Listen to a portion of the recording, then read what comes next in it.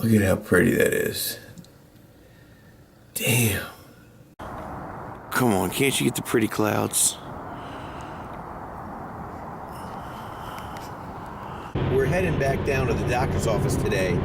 I think all we're gonna do is painting, so I'm wearing some junk clothes, but I am bundled up because it's still cold out. All right, let's ride.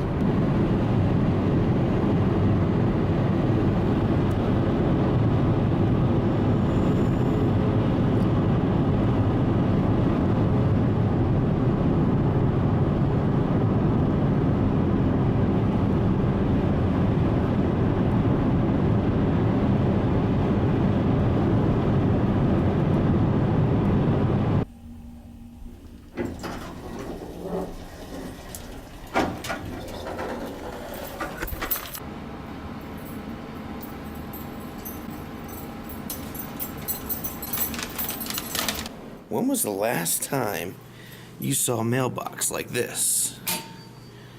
Huh. All right. We're going back to Home Depot. But I did want to talk about something real quick. One of the guys I'm working with, we're listening to Hotel California by the Eagles, and I hope this isn't one way. Anyway, he made the comment that it sounded better on vinyl. Initially, my first thought was, no, the heck, it doesn't. Because I work with music, so I know, a lot more about, audio engineering than most do. And I was thinking to myself, like, nothing ever sounds better on vinyl. That's just something that somebody says because they are a little bit old school. But then I got to thinking about it. And I said, you know what? This song was produced all those years ago and was a creative masterpiece. I mean, it stood the test of time. So why would anybody think it sounds better now because we have access to, all these editing things that were not available back in the day? It's almost like perfection, and our advancements in technology have killed the creative type. It's almost as if everything has to be so perfect or it's automatically chalked up to be, a piece of junk. It wasn't professionally done. Well, you know what? Just because somebody, and I don't want to say professionalism, like you have to be a professional, you have to be paid to do this. It's about passion. If you have a passion and you put energy into that passion, hopefully, you're going to get a good piece of work out of it, whatever it may be. But then you look at things like some of the most famous paintings ever, or the most famous songs ever, or the most famous buildings ever. These things are not perfect. That's what makes them so cool. That's what makes them unique. So I kind of agree with what he's saying that, yeah, it does sound better on vinyl. There is a sense of like homemade here. Let's put it this way. Some of the best food I've ever had in my entire life this place was listed as a restaurant, but really it was in Cincinnati, Ohio. There was this Italian joint where we went and it turned out to be somebody's house that they used to cook. Quite literally, we were eating in somebody's bedroom. I'm not even joking. I mean, there wasn't a bed anymore. It's like they slept on the couches in the basement so that they could have their rooms up for, the private parties. And that's kind of what we had. But, there we go. That was some of the best food I've ever had in my entire life. Way better than Tex de Brazil. Way better than, Morton's or Ruth's Chris.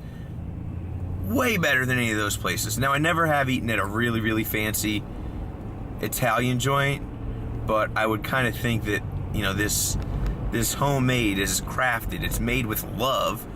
Sorry to go from Hotel California to upstairs bedroom in Cincinnati, Ohio, and this pasta dish I had, but I thought it was relevant. And I think it's good to think about that. Just because something isn't perfect by our standards doesn't mean that it's not great and wasn't really well done. It also doesn't mean that now we have those advancements. Doesn't make it any better. The song is no better now when I hear it on the radio when it's been remastered than it was when it came out. Actually, that kind of takes away from it a little bit. Kind of takes that love out of it. Wow. Fun fact, this little red flag here, right there, it's used to signify that something is sticking 2 feet or more outside of your vehicle. I don't know that too many people know that or what it's for. They might just look at the red flag and wonder like why it's there. But yeah, now you know.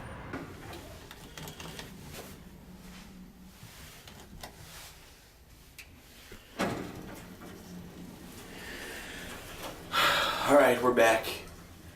We're winding down the day, but I've got some good news. I'm going to pick up my nephews tonight. They're gonna be hanging out with me for the weekend, even though I'm gonna be working during the days. We're still gonna have some good time overnight, and then Monday is the federal holiday, so they don't have school. I'm excited. Watch, when he starts going, the tail lights will go off. Or his brake lights will go off, rather. See, yep. This guy does not have his lights on. That is not a wise move. And he's from Florida. Do they need you to put your headlights on in Florida? I don't know.